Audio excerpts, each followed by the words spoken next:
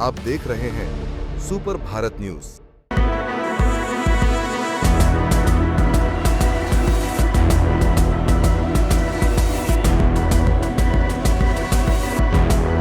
उत्तराखंड में धामी सरकार पर सवाल उठ रहे हैं। गदरपुर से बीजेपी विधायक और पूर्व कैबिनेट मंत्री अरविंद पांडेय ने पार्टी के केंद्रीय नेतृत्व को लिखी एक चिट्ठी में मुख्यमंत्री पुष्कर सिंह धामी की कार्यप्रणाली पर गंभीर सवाल खड़े किए हैं।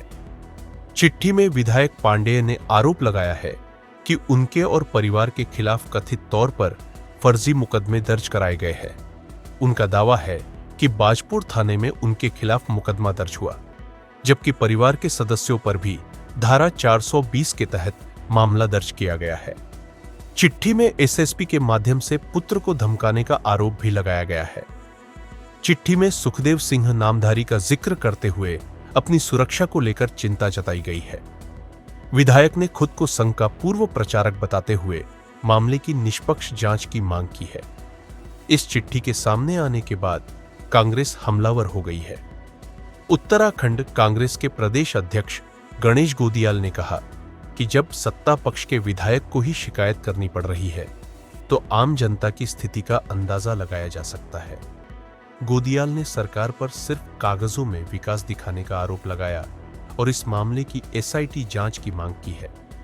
उन्होंने यह भी कहा कि अगर आरोपों में सच्चाई है तो जिम्मेदार लोगों पर कार्रवाई होनी चाहिए और अगर नहीं है तो भी स्थिति स्पष्ट होनी जरूरी है ताकि जनता के बीच किसी तरह का भ्रम न रहे। तमाम मीडिया जगत में, सोशल मीडिया जगत में अरविंद पांडे विधायक गदरपुर, जो कि भारतीय जनता पार्टी के विधायक हैं, उनका एक पत्र घूम रहा है जिसमें उन्होंने मुख्यमंत्री जी पर बहुत गंभीर आरोप लगाए हैं। मैं समझता हूं कि मैंने ये मांग की है कि इस पत्र की वास्तविकता की एक एसआईटी गठित करके जांच होनी चाहिए और इस पत्र में जो आरोप लगे हैं इन आरोपों की भी जांच होनी चाहिए। हजारों लाखों लोगों के खून पसीने से बना उत्तराखंड, तमाम लोगों की शहादत से बना ये उत्तराखंड सपने में भी ऐसा नहीं सोच सकता कि सत्ता में बैठे हुए लोग इस प्रकार के षड्यंत्रों में शामिल होकर किसी के जीवन के लिए धोखा पैदा करेंगे।